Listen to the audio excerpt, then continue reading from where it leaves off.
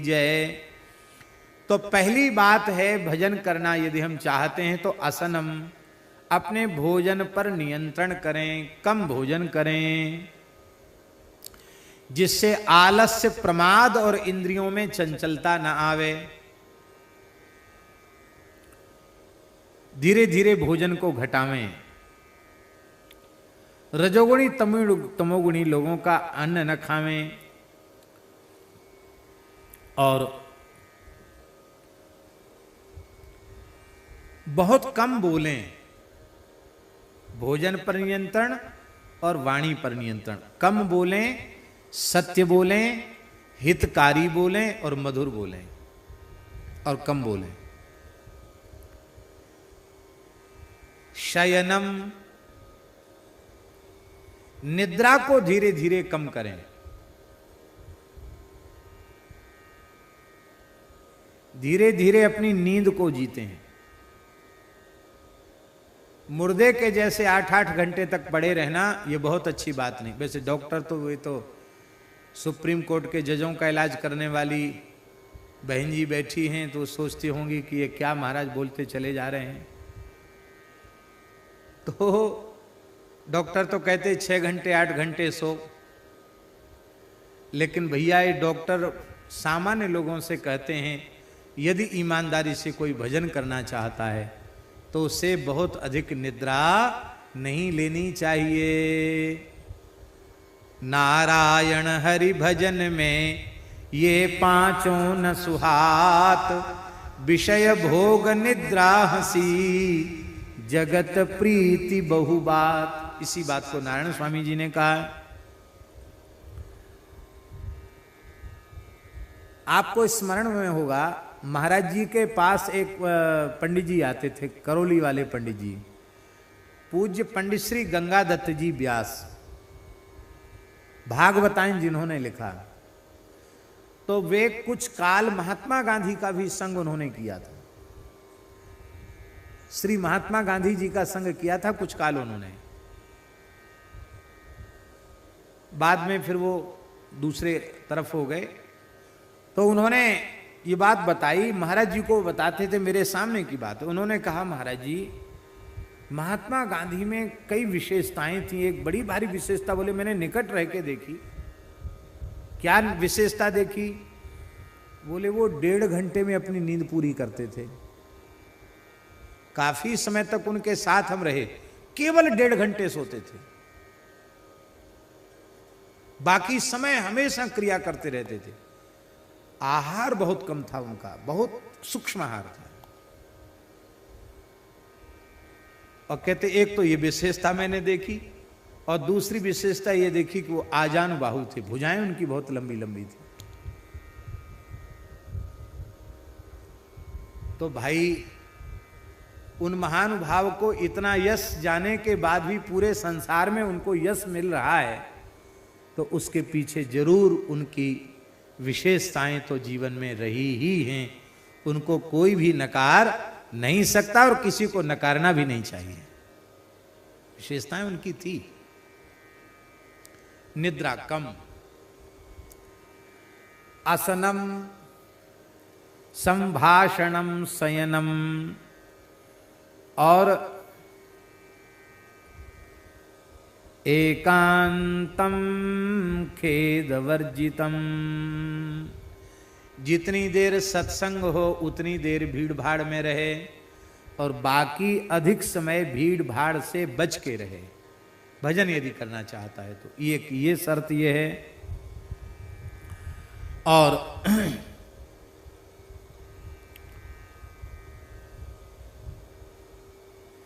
ऐसे स्थान में रहे जहां भजन में ज्यादा विक्षेप न हो और नाम का खूब प्रेम से उच्चारण करे।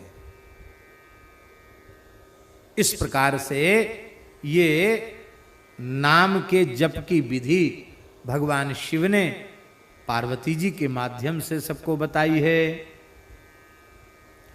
संयमम सर्वदा धार्यम नैव त्याज्यम कदाचन। सदा संयम धारण करना चाहिए, संयम का त्याग नहीं करना चाहिए। क्यों? आप जितना संयम पूर्वक नाम जप करेंगे उतने जल्दी सच्चिदानंद स्वरूप श्री राम जी में आपका प्रेम बढ़ेगा। संयम सदाचार से शून्य होकर भजन करेंगे तो जो लाभ मिलना चाहिए उतने जल्दी लाभ की अनुभूति नहीं होगी।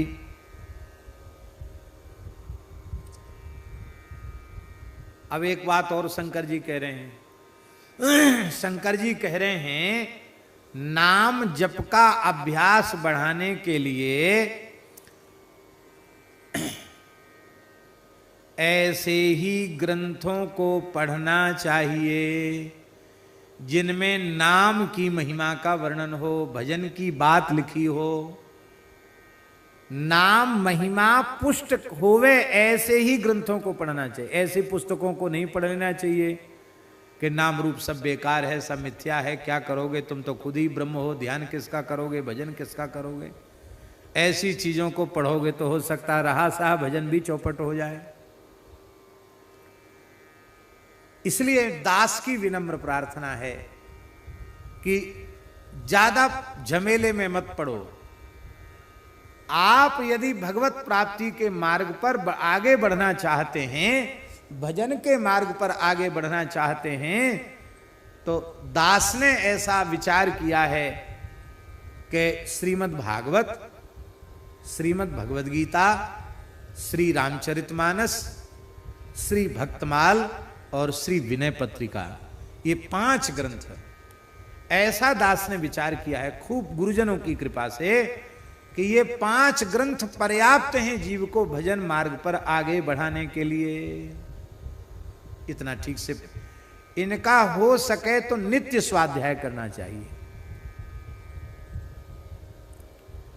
भागवत का कम से कम 1 अध्याय आप रोज पढ़िए। संस्कृत नहीं पढ़ सकते, गीता प्रेस से हिंदी संस्कृत अनुवाद प्रकाशित है, अनुवाद पढ़िए। संस्कृत बिल्कुल नहीं पढ़ सकते तो भागवत सुख सुधा सागर गीता प्रेस से प्रकाशित है, हिंदी में पूरा अनुवाद, ठीक अनुवाद है, 1 अध्याय पढ़िए। भक्तमाल में से किसी एक भक्त का चरित्र पढ़िए। गीता प्रेस से 1 खंड में बहुत सस्ते दाम में भक्तमाल भी प्रकाशित हो चुकी है। 1 भक्त का चरित्र पढ़ लीजिए, ज्यादा समय नहीं लगेगा। 1 अध्याय भागवत, 1 भक्तमाल में से किसी भक्त का चरित्र, कम से कम 5 दोहा रामचरितमानस,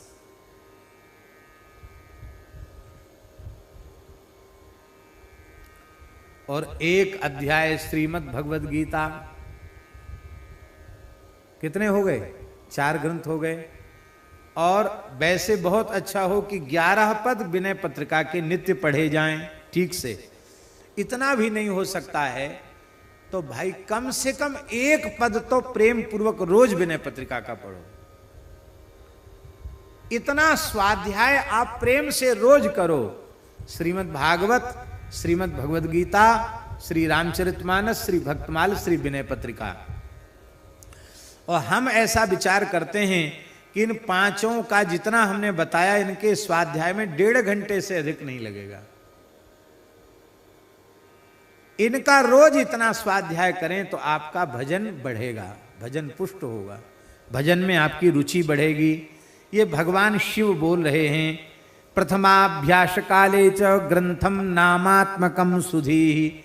नाम निष्ठा पुष्ट हो ऐसे ग्रंथों को पढ़े। द्वितीयाम एकयाम अम्बा चिंते धिप्रयत्नतः।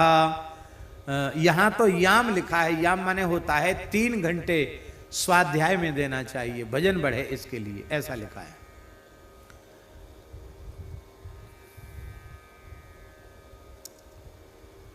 कहते कि जब हमसे बनने लग गया, जब हमारा शुरू हो गया, जब हमसे बनने लग गया, ये कैसे समझा जाए?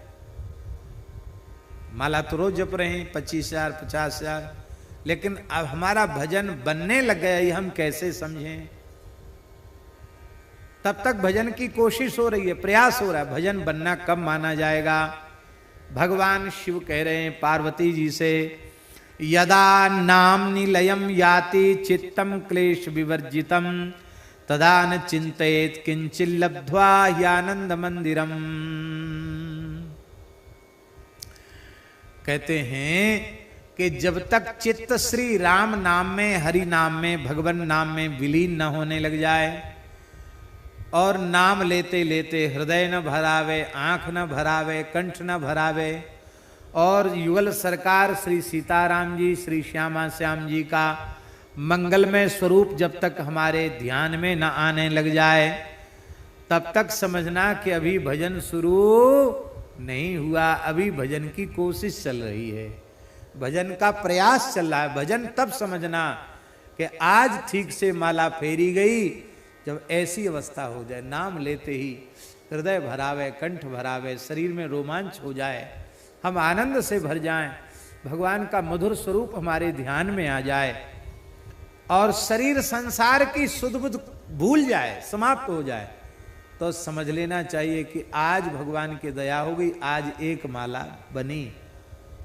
और नहीं तो ठीक है, वो बेकार तो नहीं है, लेकिन फिर भी ऐसा भजन बने, ऐसी कोशिश करनी चाहिए,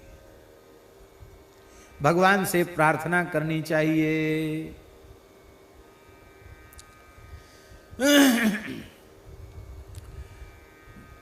पद्म पुराण में ही ब्रह्मा जी नारद जी से कह रहे हैं, अभी हम शिव पार्वती की बात कह रहे थे और अब हम ब्रह्मा जी और नारद जी की बात कह रहे हैं, बाप बेटा की बात। ब्रह्मा जी पिता हैं, नारद जी पुत्र हैं। ब्रह्मा जी कहते हैं, बेटा नारद, परम पवित्र भारतवर्ष की धरती पर जन्म लेने के बाद भी जो भगवान के मधुराति मधुर पवित्र नाम का स्मरण नहीं करते हैं, वो निश्चित ही नरक में पड़ते हैं, इसमें कोई संदेह नहीं है। क्योंकि चिंतामणि समम कायम लब्ध्वा वै भारते मलम संस्मरेन्न परम नामो मोहात् सपतति ध्रुवम मानुषम दुर्लभम प्राप्य सुरैरपि समर्चितम जप्तव्यम सावधानेन राम नामाखिलेष्टिदम। देव दुर्लभ, देव पूजत मानव शरीर प्राप्त करके अत्यंत आदर पूर्वक, अत्यंत सावधानी पूर्वक भगवान के नाम का जप करना चाहिए।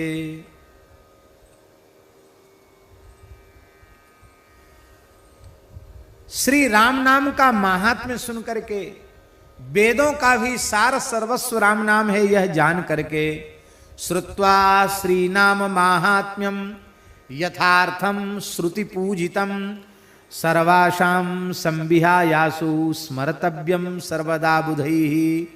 सारी आशाओं को छोड़ करके बुधों को प्रेम पूर्वक स्मरण करना चाहिए।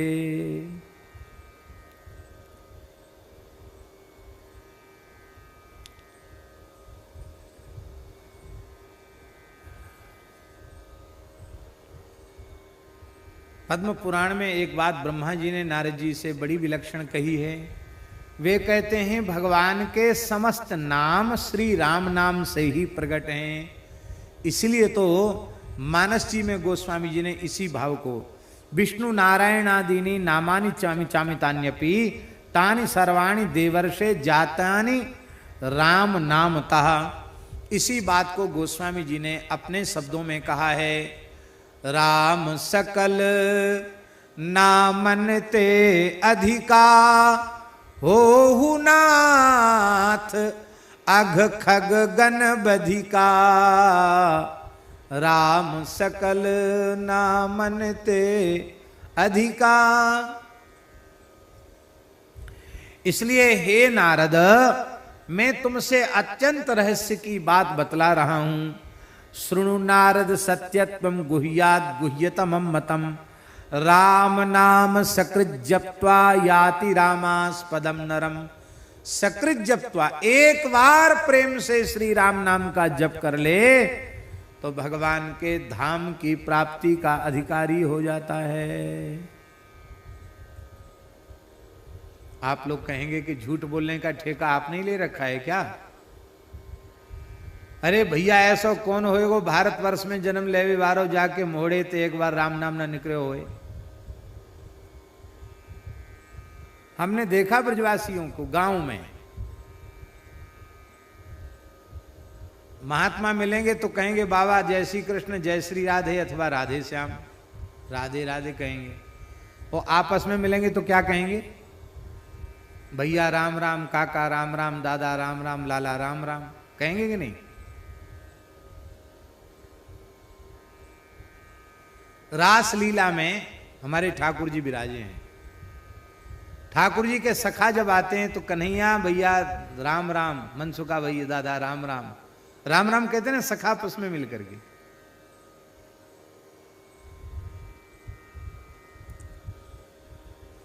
तो राम राम तो सब करते हैं।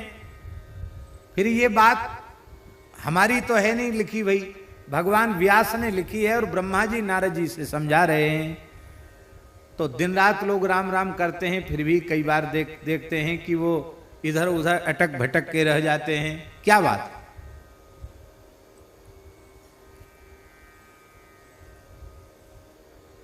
इसका केवल एक ही आशय है। चलो बहुत सरलता से बता देते हैं।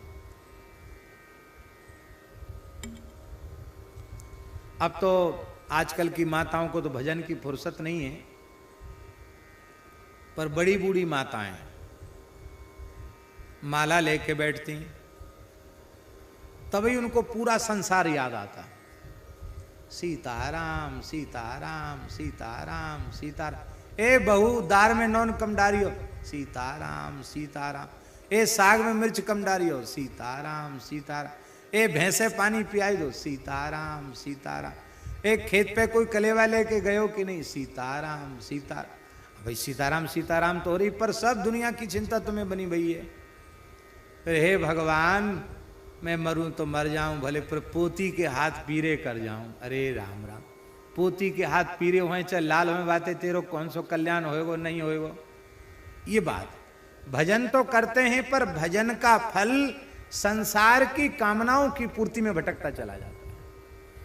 इसलिए भजन जिस श्रद्धा से नाम लेना चाहिए, जिस प्रेम से नाम लेना चाहिए, जिस विश्वास से नाम लेना चाहिए, उस विश्वास से यदि एक नाम ले लिया जाएगा तो एक नाम से ही प्राप्ति हो जाएगी।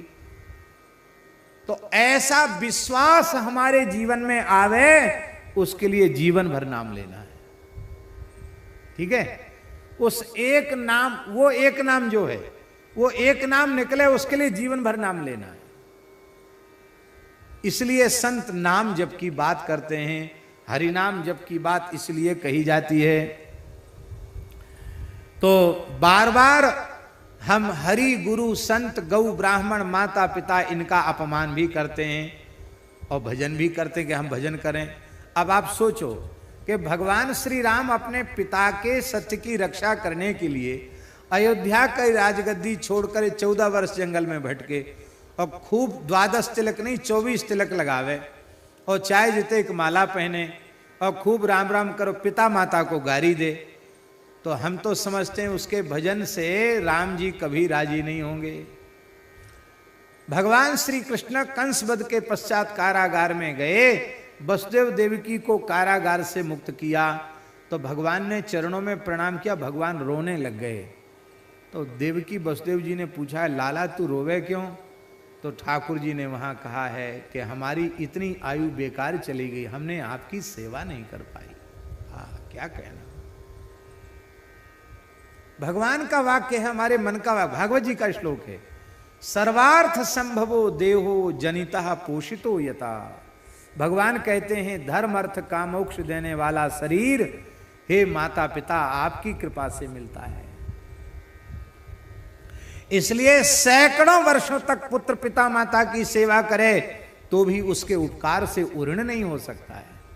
हम आपकी अब तक सेवा नहीं कर पाए, आपने हमारे कारण बड़े कष्ट सहे, आप हमारे अपराध को क्षमा कर देना। धन्य है।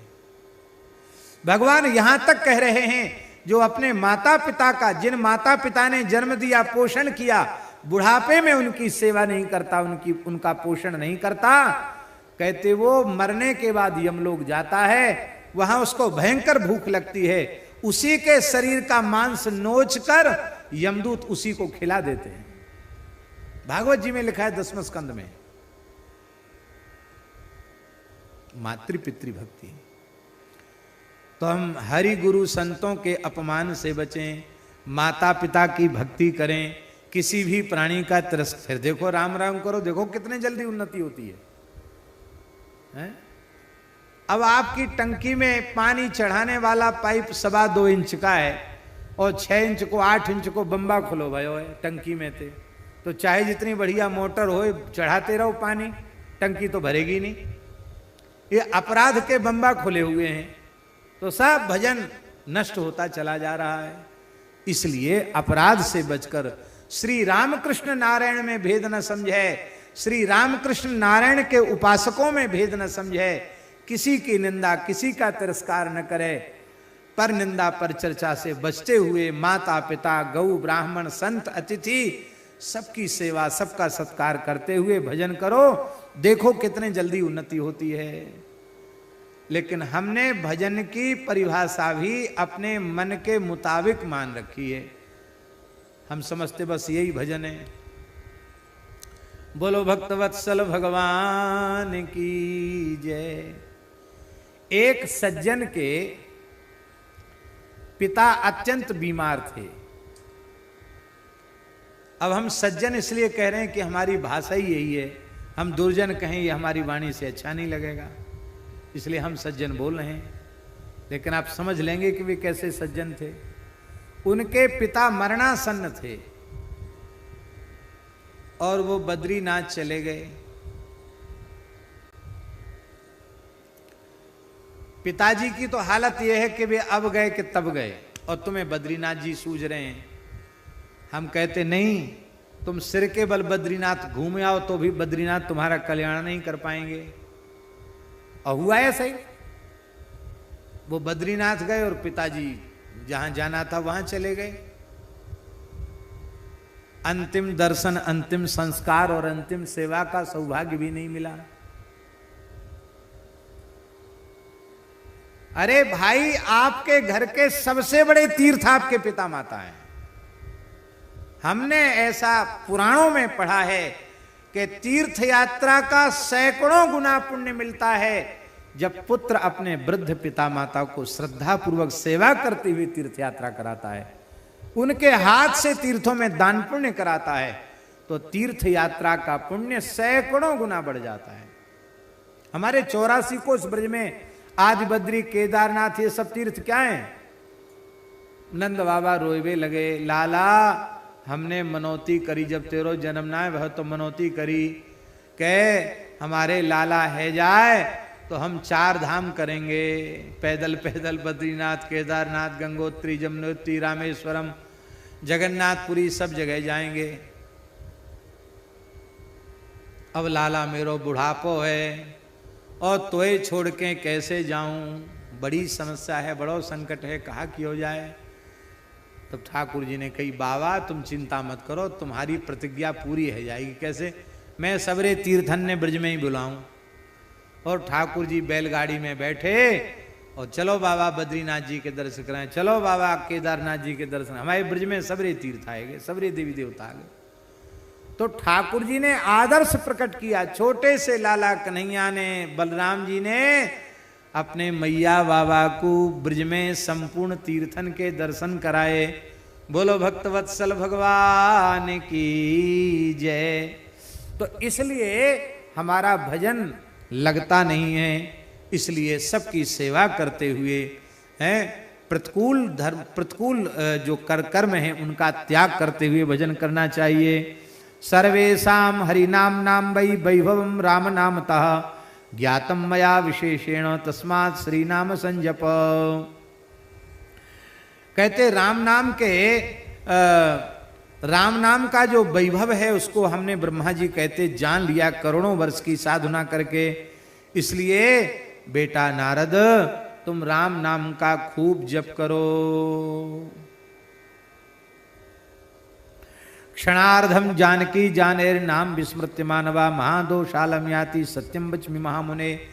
बेटा तुम आधे क्षण के लिए भी जानकी नाथ भगवान के नाम को नहीं भूलना, सबसे बड़ा दोष, सबसे बड़ा पतन यही है कि आधे क्षण के लिए भगवान को भूल जाना। राम नाम के प्रभाव को वही जान पाते हैं जो श्री सीताराम जी का ध्यान करते हुए राम नाम का जप करते हैं। बोलो भक्तवत्सल भगवान की जय। और महाराज जी, लेवे में राम नाम बहुत सरल है और सब कठिन है। राम नाम सरल है। राजस्थान के एक गांव की घटना है।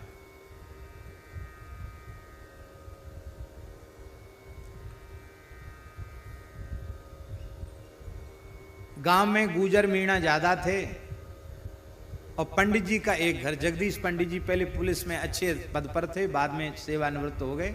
अभी भी हैं पंडित जी, जगदीश पंडित जी बड़े अच्छे सज्जन आदमी। तो पंडित जी ने कही, भैया तुम लोग कुछ महीना में कम से कम एकाध तो भजन कीर्तन गांव में कचू होना चाहिए। हम रिटायर्ड होके गांव में आ गए। बोले हाँ पंडित जी जरूर होना चाहिए। तो एकादशी को कीर्तन निश्चित हुआ। इस बार की एकादशी इनके यहाँ। तो पंडित जी ने कहा सबसे पहले हमारे घर से शुरू करो। तो पंडित जी के घर में सबसे पहली एकादशी भाई कौन सा कीर्तन होएगा? तो हरे राम राम राम हरे हरे, हरे कृष्ण कृष्ण कृष्ण हरे कीर्तन हुआ।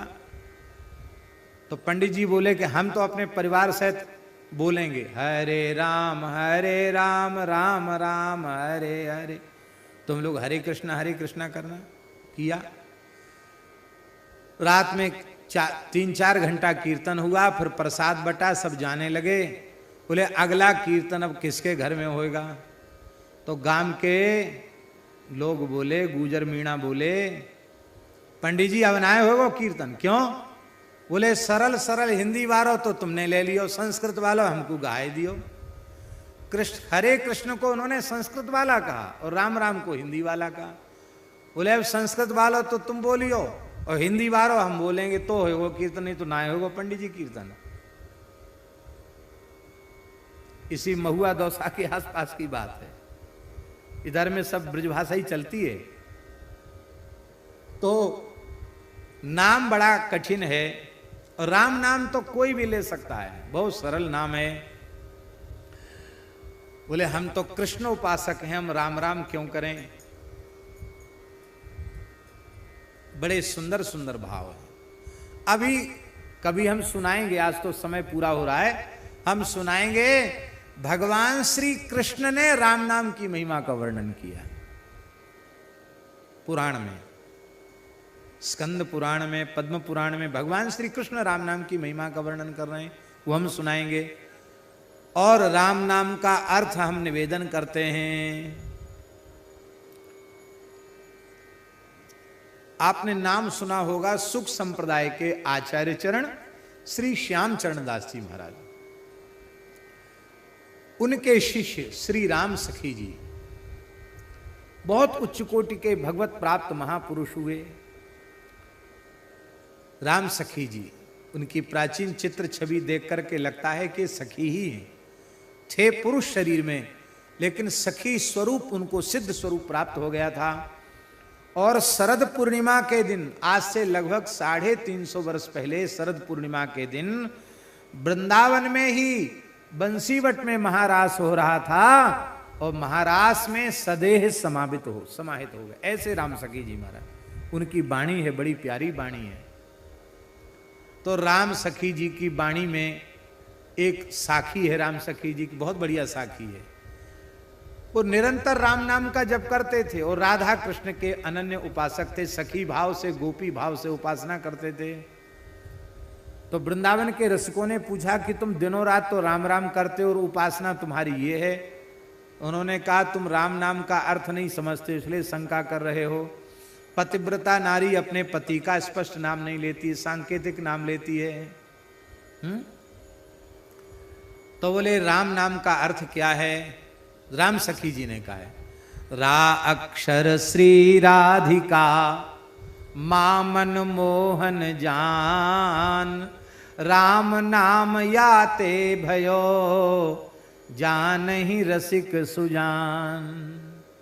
रा माने राधा रानी, मां माने मनमोहन श्याम सुंदर, और परमहंसी के द्वारा हमने सुना है, पंडित जी, पंडित श्री जगन्नाथ प्रसाद भक्तमाली जी महाराज कहा करते थे, रामे राधा बसत हैं माँ में माधव जान, राम कहे दोनों मिले राधा माधव आन। राम माने क्या होता है? रमण करने वाले को राम कहते हैं। रास में अनंत गोपियों के साथ जो रमण करने वाले श्री कृष्ण हैं वही राम हैं। आप जो चाहो सो भाव कर लो। राम कृष्ण में भेद है क्या? श्री सीताराम जी और श्यामा श्याम में भेद है क्या? भेद तो है ही नहीं। भेद तो हमारी खोपड़ी में घुसा हुआ है। इसलिए राम राम कह करके आप श्यामा श्याम का ध्यान कर सकते हैं, और राधा कृष्ण का नाम लेकर कृष्ण कृष्ण कहकर आप सीताराम जी का ध्यान कर सकते। हमारी तरफ से तो कोई बाधा नहीं है। बोलो भक्तवत्सल भगवान की जय। राम नाम प्रभावेण सीतारामं परेश्वरं सदात्मानं प्रपश्यन्ति राम नामार्थ चिंतका। इसलिए राम नाम गति, राम नाम मति, राम नाम अनुरागी। वे गए हैं जे हो ही तेई, त्रिभुवन गनियत बड़ भागी। विनय पत्रिका के इस 65वें पद में गोस्वामी जी कहते हैं, राम नाम ही जिनकी गति है, राम नाम ही जिनकी मति है, राम नाम में जिनका अनुराग है, ऐसे जो भाग्यशाली हो गए हैं अथवा जो हैं अथवा भगवत संकल्प से जो होंगे, तीनों लोकों में बड़भागी कहलाने लायक वे ही हैं। इसलिए अरे प्यारे एक अंग मग अगम गवन कर बिलमु न छिन छिन छाहे, तुलसी हित अपनो अपनी दिश निरुपधि नेम निवाहे। गोस्वामी जी कहते हैं कि अब तुम विलंब मत करो, इस नाम के जप के पवित्र मार्ग पर चल पड़ो। यह एकांगी मार्ग है। लगेगा आरंभ में तुझे बड़ा कठिन है, लेकिन तू विलंब मत कर। आज से अभी से नाम जप का निश्चय कर ले। ये संसार के सुखों की छाया में बहुत देर तक ठहरना, विश्राम करना अच्छा नहीं है। जल्दी चलो, क्योंकि यह तेरा निरुपधि प्रेम, निष्कपट श्री राम नाम में प्रेम ही तेरा कल्याण करने वाला हो जाएगा।